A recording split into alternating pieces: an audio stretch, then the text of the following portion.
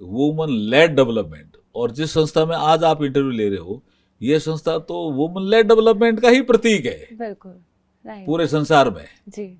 यहाँ तो प्रशासन सारा मातृशक्ति के हाथ में ही रहता है जी।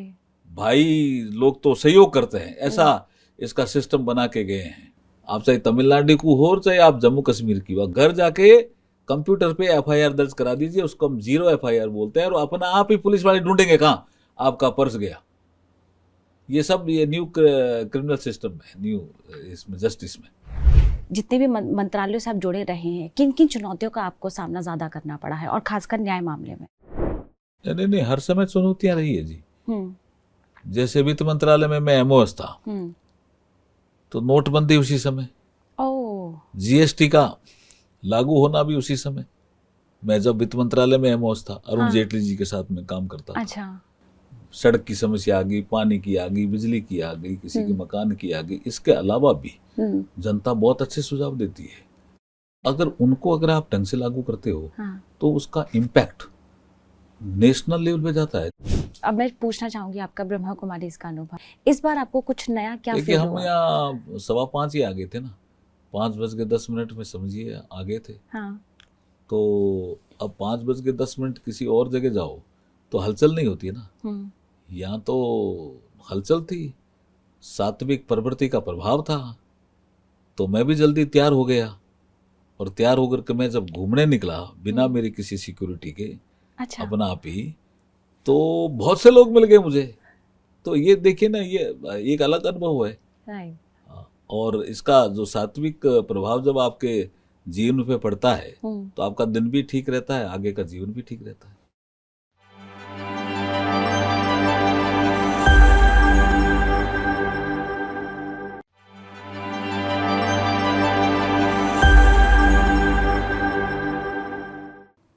नमस्कार, ओम शांति।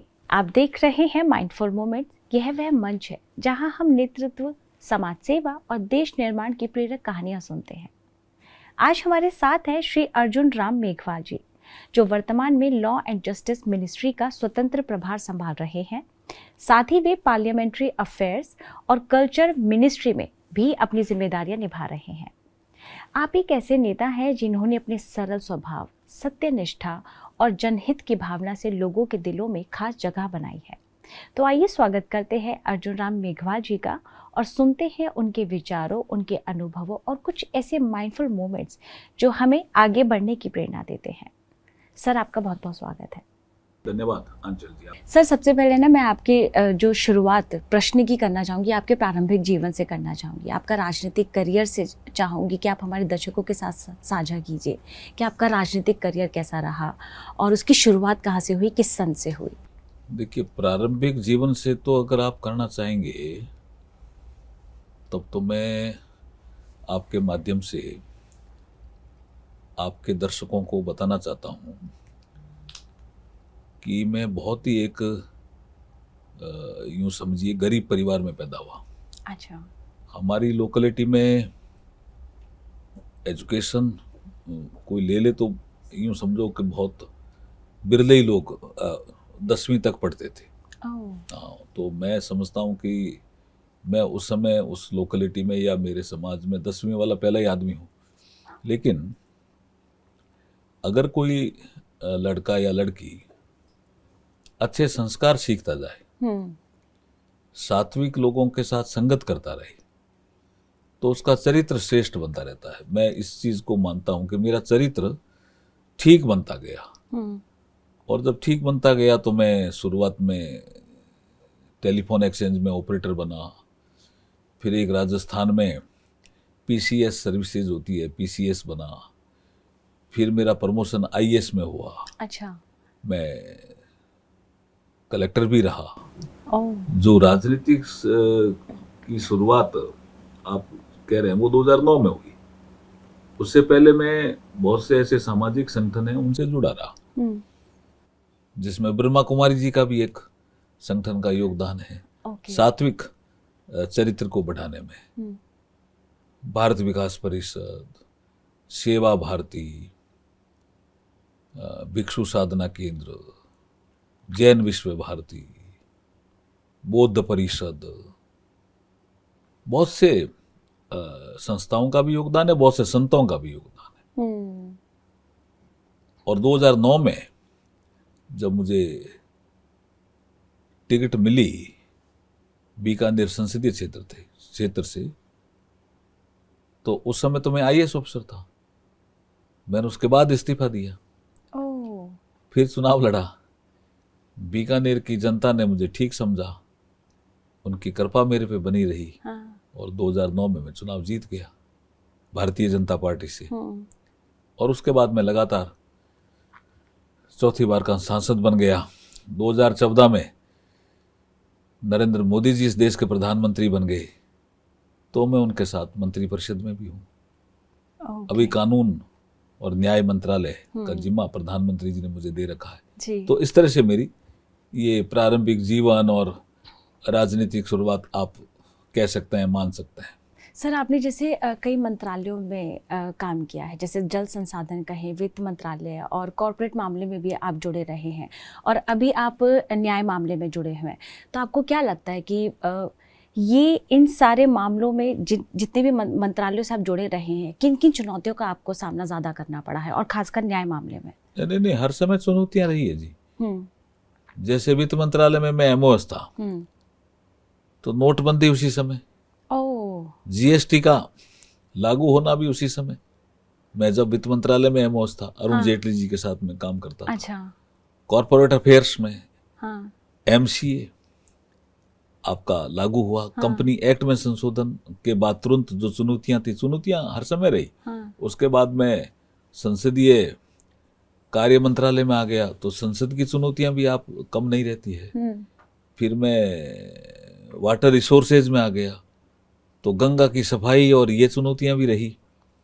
और उसके बाद मैं हैवी इंडस्ट्री में आ गया, तो हैवी इंडस्ट्री के मेरे उस पीरियड में ये फेम इंडिया जो आया, इलेक्ट्रिक व्हीकल पे अपने को काम करना है, तो हर क्षेत्र से जुड़े हुए आपने चुनौतियों का कार्बन सामना एमिशन किया। को कम करना या कार्बन फुटप्रिंट को कम करने के लिए इलेक्ट्रिक व्हीकल वाली बड़ी चुनौती थी। ऑटोमोबाइल सेक्टर में लोग काम करते हैं, उनको समझाइश करके भी आपको कन्वर्ट करना पड़ेगा धीरे धीरे। हाइब्रिड बनाइए, नहीं तो आज हम देखते हैं कि बहुत से इसको हम सस्टेनेबिलिटी का भी पार्ट कह सकते हैं, कि ग्रीन टेक्नोलॉजी का भी पार्ट कह सकते हैं, कि आज किसी भी छोटे शहर में चले जाइए, बाइक आपको इलेक्ट्रिक बाइक आपको मिल जाएंगे। तो ये वो उस समय हम जब मैं काम करता था उस समय ये बड़ा विषय था।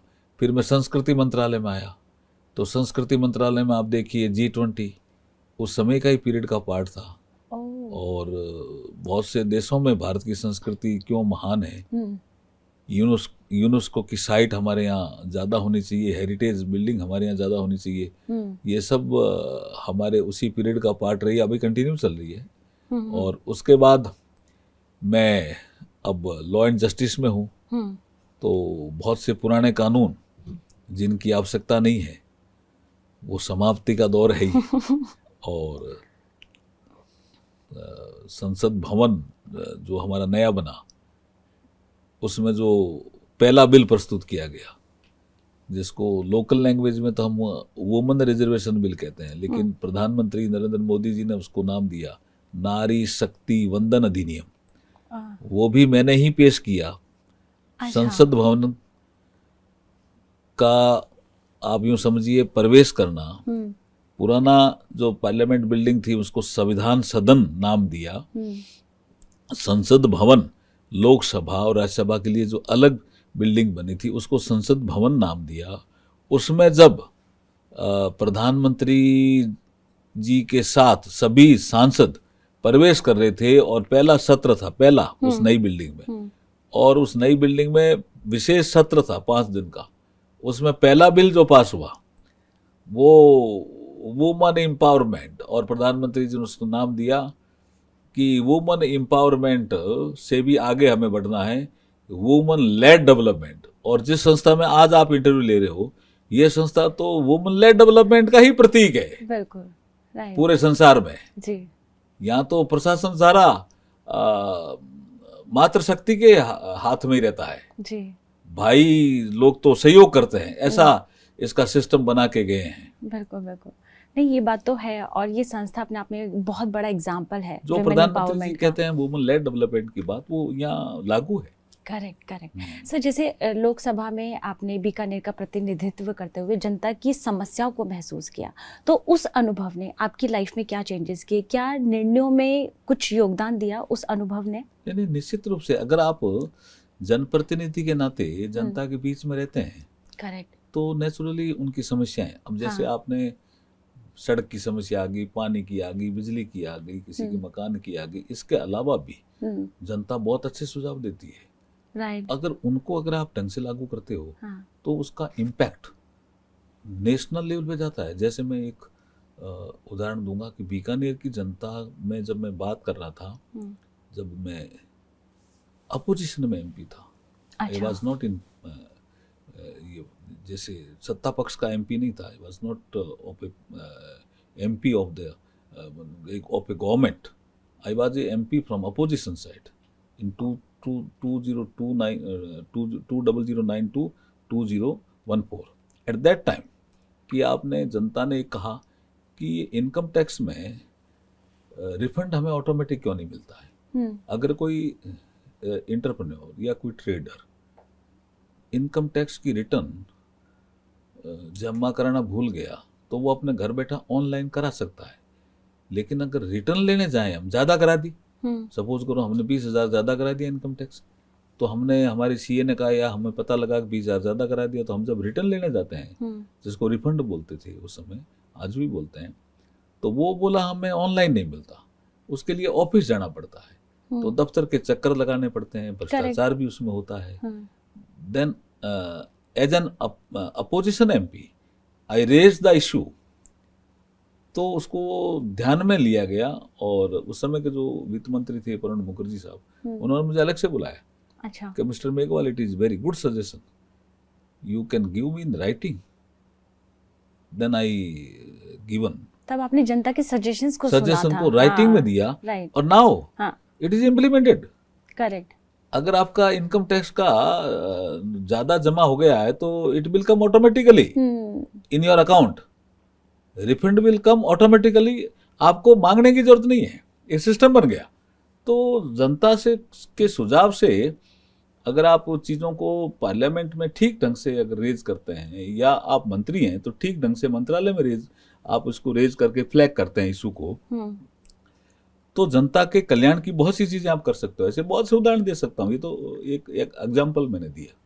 सर, जैसे आपने अभी जनता की समस्याओं की बात की है, न्याय व्यवस्था पे अगर हम लोग बात करें तो कहीं ना कहीं इसकी ट्रांसपेरेंसी जनता के बीच में कम है, वो ट्रस्ट नहीं कर पाती है कानून व्यवस्था पर।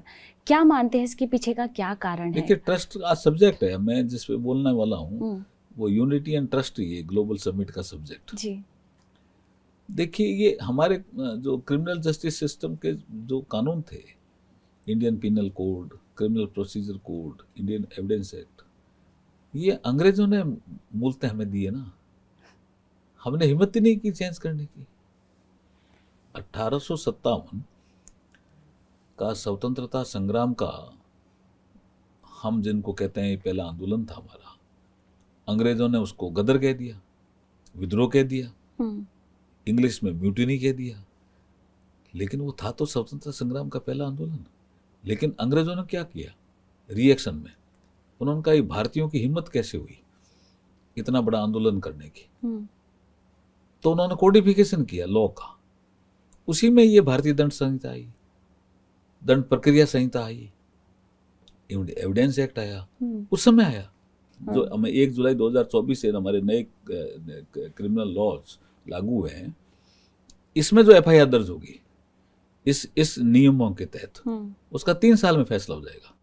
ये है, हाँ, ये लिमिट कर दी हमने। अब कानून पारित हो चुका है। Yes, up to court, FIR, उसकी तफ्तीश, एफएसएल रिपोर्ट और कोर्ट का फैसला, ये सब 3 साल मैक्सिमम, कोई अपराध हो तो आप अपना आप ही ट्रस्ट क्रिएट होगा। और क्या क्या इसके साथ साथ मेरी जनता जरूर सुनना चाहेगी, जैसे आपने बात की है कि एफआईआर की हो गया तो 3 साल में फैसला हो जाएगा, और भी कुछ निर्णय आप लोगों ने इसमें लिए हैं? बहुत से लिए हैं। जैसे आप आपने पूछा है तो एक, हम जब इसको बना रहे थे तब एक विषय ऐसा आया, एक महिला प्रस्तुत हुई हमारे सामने। अच्छा। उसने कहा जी मैं ट्रेन से सफ़र कर रही थी और फर्स्ट क्लास में थी, और जब मैं जागी तो मुझे लगता है कि मेरा पर्स गायब हो गया। तो मैं अगला जो स्टेशन आया उस पर उतरी और मैंने कहा भी मेरा पर्स था और उसमें कीमती सामान था, गायब हो गया है तो इसकी एफआईआर दर्ज करो। थाना था जीआरपी का, स्टेशन पे। उसने कहा जी ये बताना पड़ेगा कि आपका पर्स चोरी कहाँ हुआ था। तो उसने कहा जी मैं तो ट्रेन में थी और मैं नींद में थी, मैं कैसे बताऊंगी कि पर्स कब चोरी हुआ, कहाँ चोरी हुआ। तो क्या आप अगर ये नहीं बता सकते तो हम तो एफआईआर दर्ज नहीं कर सकते। हाँ, और ये आम जनता फील करती है। तो जीआरपी थाने ने मना कर दिया। हाँ। तो वो कैसे करके एक जनरल थाना था उसमें गई, उन्होंने कहा आपकी चोरी कहाँ हुई, बोला ट्रेन में। तो बोला आप जीआरपी जाइए। तो बोला हम परेशान हो गए। जीआरपी वाले कहते हैं कि आपको बताना पड़ेगा कि आपका पर्स चोरी कहाँ हुआ। उन्होंने कहा मैं नींद में थी, मुझे क्या पता। जनरल थाना कह रहा है कि चोरी आपकी ट्रेन में हुई, इसलिए हम दर्ज नहीं करेंगे, आप जीआरपी जाइए। जीआरपी वाला हाथ ही नहीं धर रहा है। तो वो परेशान होकर के घर आ गई। उसने अपनी ये समस्या बताई कि हमारी ये समस्या, इसका समाधान हमने न्यू लॉज में इसका समाधान किया। क्या समस्या? इसका 0 एफआईआर। आप अपने घर चले जाइए। अच्छा। घर चले जा करके आप कंप्यूटर पे ही एफआईआर दर्ज करा जाइए, कहीं की हो, आप चाहे तमिलनाडु को हो, चाहे आप जम्मू कश्मीर की हो, घर जाके कंप्यूटर पे एफआईआर दर्ज करा दीजिए। उसको हम 0 एफआईआर बोलते हैं, और अपना आप ही पुलिस वाले ढूंढेंगे कहाँ आपका पर्स गया। ये सब ये न्यू क्रिमिनल सिस्टम में, न्यू इसमें जस्टिस में। तो ये बहुत से चेंजेस हैं ऐसे। जी जी जी। सर, अब मैं पूछना चाहूंगी आपका ब्रह्मा कुमारी इसका अनुभव। आप यहाँ पहली बार आए हैं? नहीं, हम तो कई बार आए हैं। तो हर बार अनुभव आपका अलग अलग होता है। इस बार का अनुभव शेयर करिए, क्योंकि ऐसा कहते हैं ना कि जब भी आप ऐसी जगहों पे जाते हैं तो हर बार अनुभव एक नया होता है। हर बार वहाँ की फीलिंग, वहाँ के इमोशंस, वहाँ के ऑरा, वहाँ की वाइब्रेशंस अलग फील होती हैं। इस बार आपको कुछ नया क्या फील हुआ? हम यहाँ 5:15 ही आ गए थे ना, 5:10 में समझिए आ गए थे। हाँ। तो अब 5:10 किसी और जगह जाओ तो हलचल नहीं होती है ना। यहाँ तो हलचल थी, सात्विक प्रवृत्ति का प्रभाव था। तो मैं भी जल्दी तैयार हो गया, और तैयार होकर के मैं जब घूमने निकला बिना मेरी किसी सिक्योरिटी के, अच्छा, अपना आप ही, तो बहुत से लोग मिल गए मुझे, और स्पिरिचुअल एक्सपो भी मैंने देख लिया। तो ये देखिए ना, ये एक अलग अनुभव है। और इसका जो सात्विक प्रभाव जब आपके जीवन पे पड़ता है तो आपका दिन भी ठीक रहता है, आगे का जीवन भी ठीक रहता है। राइट। सर, आध्यात्मिकता आप शुरू से ही अपनाते हैं या एक समय आया? बचपन से ही मेरे आध्यात्मिक संतों का प्रभाव है मेरे जीवन में। हाँ, जैसे आपने बताया। तो ये कितना हेल्प करती है आपके निर्णयों में? ये हेल्प करता है, क्योंकि हम जैसे जो भारतीय दर्शन है, और चाहे अपन वेस्टर्न फिलोसफी भी ले लें, चाहे इंडियन फिलोसफी ले लें, हम एक जगह कॉमन है। जैसे बॉडी, माइंड, इंटेलेक्ट और सोल, इसमें हम कॉमन है। वेस्टर्न फिलोसफी वाले भी इन चीज़ों को मानते हैं और हम भी मानते हैं। और जब आप खाली शरीर का ही ध्यान रखते हैं या खाली शरीर की इंद्रियों का ही ध्यान रखते हैं, ज्ञान इंद्रियां, कर्म इंद्रियां, तो आप श्रेष्ठ इंसान नहीं बन पाते हो। आपको अंदर झांकना पड़ता है, जिसके लिए हमारे ऋषियों ने, मुनियों ने नो योर सेल्फ का ध्यान भी उसी का ही पार्ट है। राइट।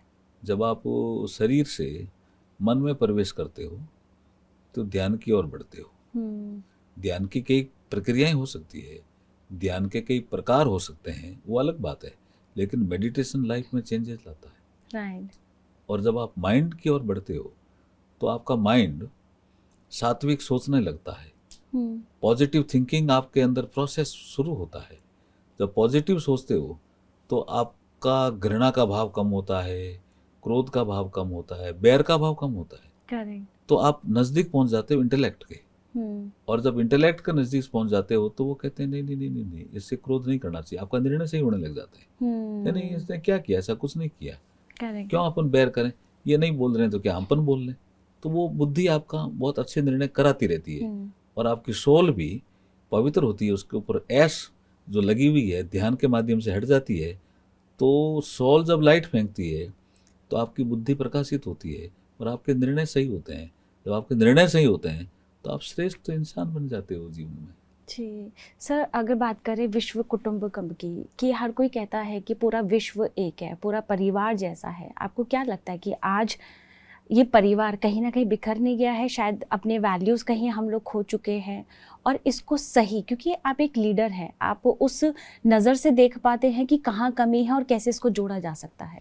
देखिए, वैसे तो जैसे मैंने कहा, कोई अफ्रीकन हो, चाहे ऑस्ट्रेलियन हो, चाहे इंडियन हो, चाहे अमेरिकन हो, रशियन हो, चाहे जापानी हो, बॉडी माइंड इंटेलेक्ट सोल ये तो सबके है ना। तो है तो एक ही परिवार, है तो एक ही परिवार।